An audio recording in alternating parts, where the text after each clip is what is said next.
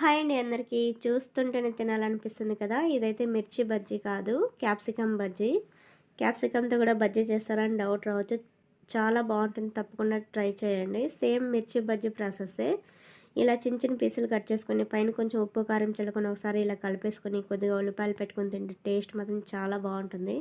కొద్దిగా ఉల్లిపాయలు ఇలా బజ్జీలో కలుపుకొని తింటుంటే టేస్ట్ సూపర్ ఉంది. ఇప్పుడు దీన్ని ఎలా చేసుకోవాలో సింపుల్‌గా చూపిస్తాను చూసేయండి. నేనైతే ఒక 1 ½ కప్ శనగపిండి తీసుకున్నాను.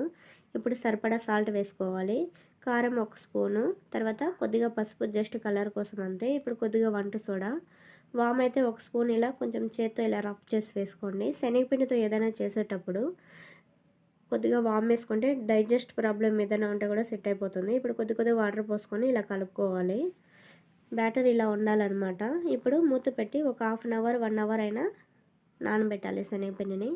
ఈలోపు మనం క్యాప్సికమ్ క్లీన్ చేసుకొని కట్ చేసుకుందాం. క్యాప్సికమ్ మరి కర్రీ కట్ చేసినట్టు కాకుండా కొంచెం ఇలా కట్ చేసుకోండి.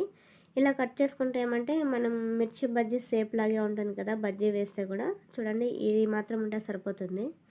ఇప్పుడు ఇవన్నీ కూడా కట్ చేసుకొని పక్కన పెట్టుకోవాలి. ఇప్పుడు ఈలోపు ఇది నానింది కదా, చూడండి, నానితే ఇలా ఉంటుందన్నమాట పిండి.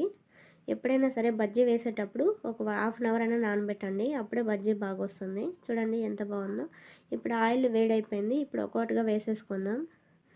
బజ్జీ వేసిన తర్వాత మంటని మీడియం ఫ్లేమ్లో పెట్టి ఫ్రై చేసుకోండి. అప్పుడే లోపల క్యాప్సికమ్ కూడా బాగా ఉడుకుతుంది. ఇప్పుడు అయిపోయింది కదా, ఇప్పుడు తీసేసుకుందాం. చాలా బాగుంటుంది. తప్పకుండా ట్రై చేయండి.